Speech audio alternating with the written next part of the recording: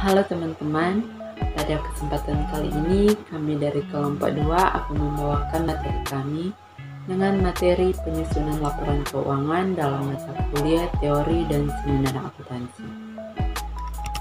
Nah, pada kali ini kelompok 2 beranggotakan 4 anggota kelompok, diantaranya ada saya sendiri, Ruliana Rau, ada teman saya Juan Maulana, Christina Nender, dan Indra Kari. Pada materi ini ada 6 submateri yang akan kami bawakan, yaitu yang pertama ada pengertian laporan keuangan, yang kedua ada karakteristik laporan keuangan, yang ketiga ada fungsi laporan keuangan, keempat tujuan penyusunan laporan keuangan, yang kelima ada alur penyusunan laporan keuangan, dan yang terakhir yaitu jenis-jenis laporan keuangan. Kita masuk pada submateri yang pertama, yaitu pengertian laporan keuangan. Secara garis besar atau secara umum, laporan finansial atau laporan keuangan adalah laporan yang berisi pencatatan uang dan transaksi yang terjadi dalam bisnis, baik transaksi pembelian maupun penjualan, dan transaksi lainnya yang memiliki nilai ekonomi dan moneter. Biasanya laporan dibuat dalam periode tertentu. Selanjutnya, karakteristik laporan keuangan.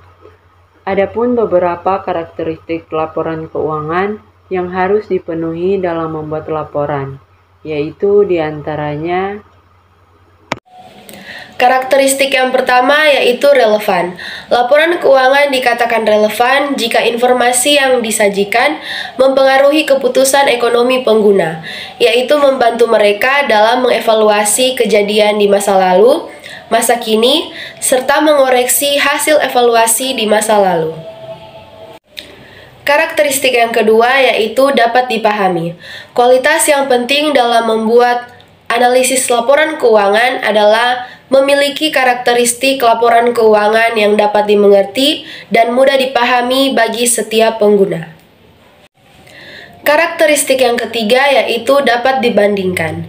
Informasi yang terkandung dalam laporan keuangan akan lebih berguna jika dapat dibandingkan dengan laporan keuangan periode sebelumnya atau laporan keuangan entitas lain pada umumnya. Karakteristik ini bertujuan untuk membandingkan laporan keuangan perusahaan antar periode, untuk mengidentifikasi kecenderungan posisi dan kinerja keuangan, serta mengevaluasi posisi keuangan, serta kinerja dan perubahan posisi keuangan secara relatif, atau membandingkan laporan keuangan dengan periode pada masa lampau.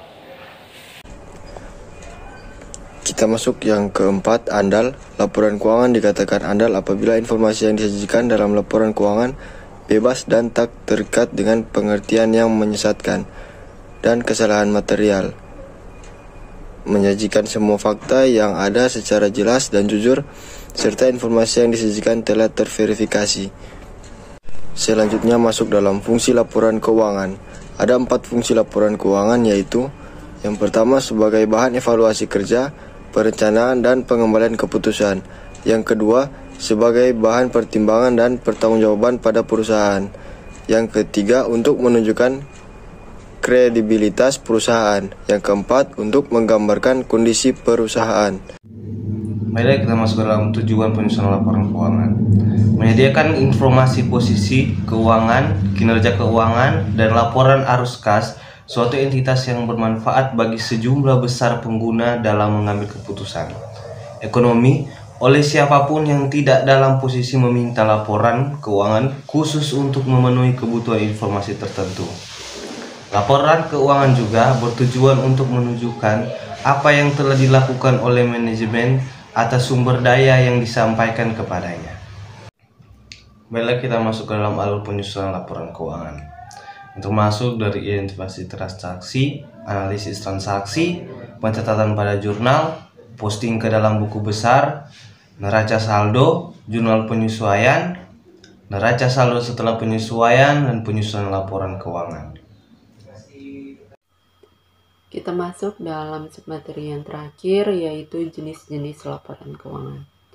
Laporan keuangan di Indonesia terdiri dari beberapa jenis, seperti dalam buku Ikatan Akuntansi Indonesia dijelaskan bahwa jenis-jenis laporan keuangan terdiri dari yang pertama, laporan laba rugi, yang merupakan salah satu bagian laporan keuangan perusahaan dalam periode akuntansi tertentu yang berisikan pendapatan serta beban perusahaan lalu menghasilkan laba atau rugi bersih.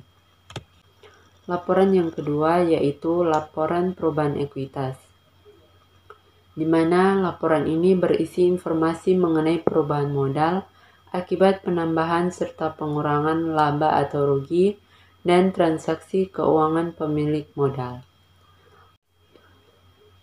Laporan yang ketiga yaitu laporan neraca atau balance sheet adalah bagian dalam laporan finansial yang mencatat informasi terkait aset, kewajiban, modal pada waktu tertentu. Ada 3 komponen penting dalam laporan ini yaitu aktiva, kewajiban, dan modal. Laporan yang keempat yaitu laporan arus kas atau cash flow statement, yang merupakan laporan yang berisikan pendapatan serta pengeluaran-pengeluaran yang terjadi. Dan yang terakhir ada catatan atas laporan keuangan atau CALP, adalah catatan atau informasi tambahan yang ditambahkan ke bagian akhir laporan keuangan. Itulah hasil pemaparan materi kami untuk kesempatan. Terima kasih.